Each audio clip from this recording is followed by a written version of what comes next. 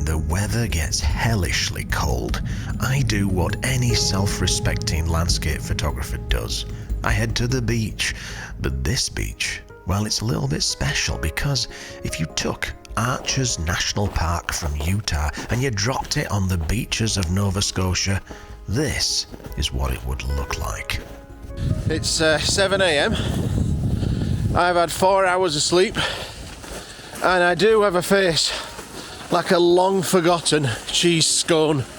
But I'm relatively happy because we've made it almost in time for the sunrise down at this beautiful sea arch. Oh, this is not bad. Have a look at this.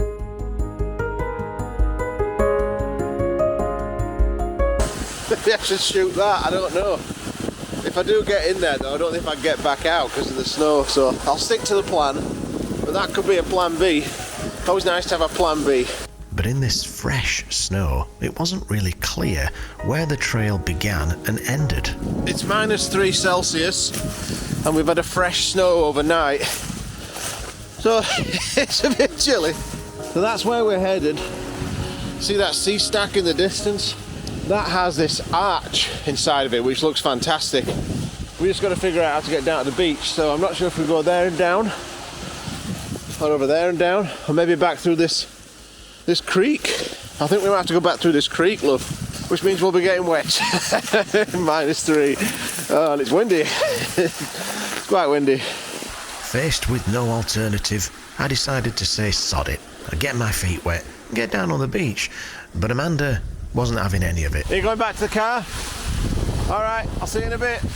Bye.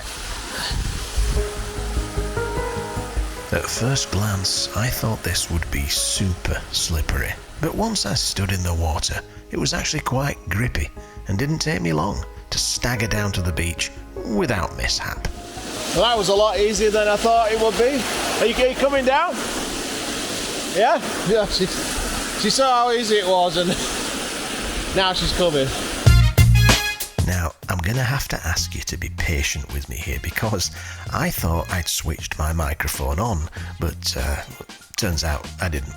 Before we moved all the way from BC to Nova Scotia, of course, I spent a lot of time making a list, doing my research, and just seeing if there would be enough to sustain me artistically in Nova Scotia, and there's an abundance of muse to work with.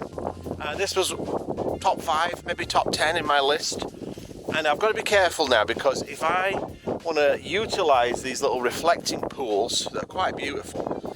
I don't want to trample them with my footsteps. I've already done a little bit of that, which is unavoidable. You can't avoid it completely, but I'm just going to be careful. I'm just going to kind of, before I get even near the arch, I'm going to kind of walk in a perimeter around it to see if there's any opportunities like this so that I don't destroy them. But I don't have much time because I think the sun is about 10 minutes from popping up, I would say.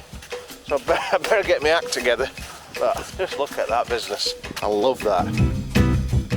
What do you think, love? It's cool. It's a castle in the sand. Castle in the sand. I wish there was a little bit more though in the way of these tide pools. But it's flat, so you're not going to get that many. Or quite shallow. Oh, look at this shape now. What a weird shape.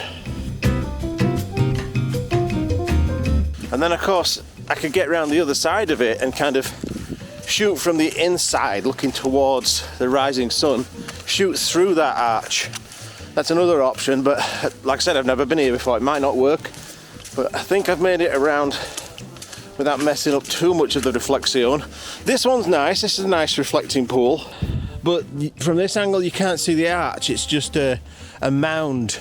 I haven't driven all this way through snow and ice just to photograph a mound. You know, I want me some arch action. I was quite curious to see the arch from the west side, and I found that green algae quite photogenic, although dangerously slippery. That is what I call a gimme location. This is one of these subjects that's worthy of study. Like you could come here 100 times, find tons of different compositions, and it'll be the light that dictates what you end up with. And I don't know what I'm going to get today, but I can just see over by my future mansion over there, a little bit of pink in the sky. So I'm hoping that ignites everything and we get a massive light show. But I like this. I think there's a lot I can do from here, but I'm kind of feeling like maybe the best spot was down on the sand looking up towards this with those reflection. I don't know, maybe I'll just get my camera out, do some handheld test shots with the 2 minutes I've got left, and then get some ideas. Oh, there's the sun popping up. I really don't have long.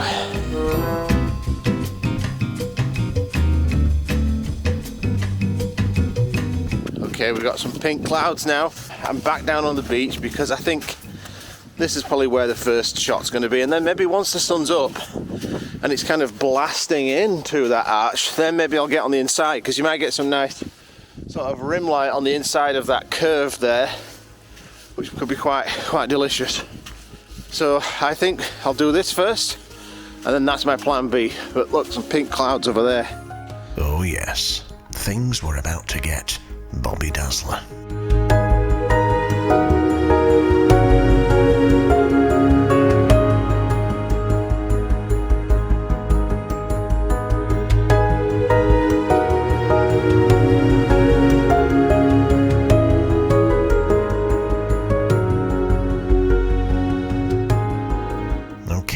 Show you this first shot that I framed up. The first thing you might notice is, if you've watched my composition made easy course, is that the top of that sea stack is a little bit close to the edge of the frame. So I might just nudge that up a little bit, but it kind of depends on what the clouds do, if they light up and how they light up. So what I've got really is almost 2/3 of the frame devoted to foreground, because it's so interesting. I've got these beautiful shapes in the sand, and the sky, when it does light up, which I hope it will, should reflect in that water to give me a nice reflection. And then I've got this nice little barnacle covered rock in the foreground. So it's just a case of waiting for the light to change and determine if I need to make adjustments to this composition.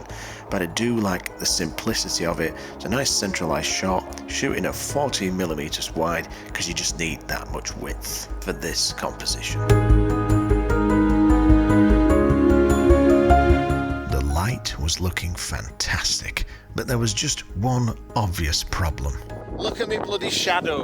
Ugh, I'll do this with voiceover because that wind is painful. So I hit me 10-second timer and I ran like a tax collector chasing after a self-employed jewellery maker who makes about $6 a year on Etsy. Oh, that's great. Amanda's shadow's in the shot. I'll do it again. This time without Amanda. If you can see the very obvious mistake that I made, please post a comment.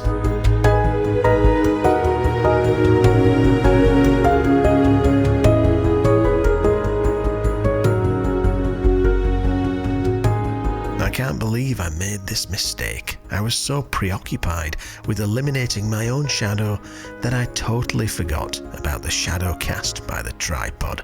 But thankfully, we've got the spot removal tool for that. It's almost worth the $80 a month, isn't it?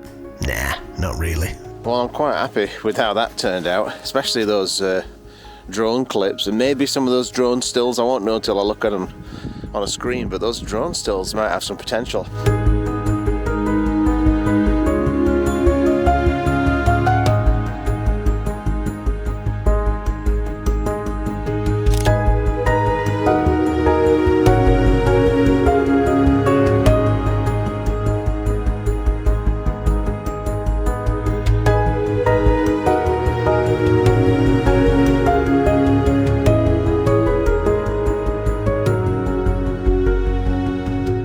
After a successful shoot, I decided to stick around all day, wait in the car and make some money teaching a photography client of mine.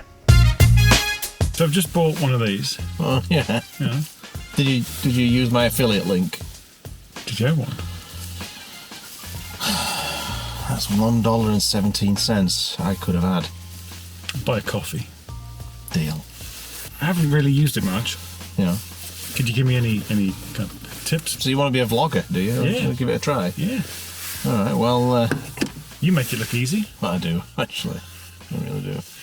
Well, the first tip is to you've got to put your professional presenter voice on, right? You got to be really formal. You're like a newsreader. Sure. Yeah, so give it a go, you know, like... Hi. Sitting here in the vehicle with Gavin Hardcastle from Fototripper. Okay, let me just stop you there. Yeah. So, what you want to try and do is to not be really boring. Oh. Yeah, just try and sound like you're not a corpse. Hi, it's good to see everyone again today. Hang on. Can you see them? No. No. So, you're lying, really, aren't you? Yeah, I guess. Is that a good way to start? It's not a good start to a video, is it? No, not really. Hello, everyone. That's been taken. No. Yeah. What can I do? You've got to do your own thing. You've got to be original, you know? Could I say Happy Tuesday? Well, you could if it was Tuesday, but again, you don't want to be lying again, do you? Because they may not be watching it on Tuesday. Exactly. This is tough. That's not easy. It's a lot harder than it looks, I tell you. Could I just say, good morning, it's 7 a.m. and I do have a face. Hang on. That's fine. You can't steal my shit. Oh. Unless you got a good line. What's your face like? If it's a good one, then keep going. I got one. I'll go on. Good morning, everybody, and welcome to today's shoot. Let's get at it. Never, ever put your hand over the lens. Okay. That's the worst thing you can do. Okay. I can see this is going to take a lot of expensive classes. A lot. Mm-hmm. So what's your brand? Like, what are you going to call this channel? Well, I have a handle. Yeah. It's Tosh Photography. Yeah. But do you know what a tosher is?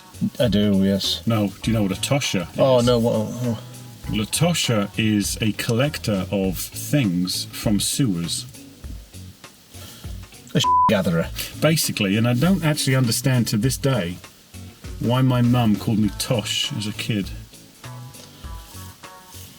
Southerners. No, I mean seriously, like you've got to think of something a little bit more catchier than that. Like what?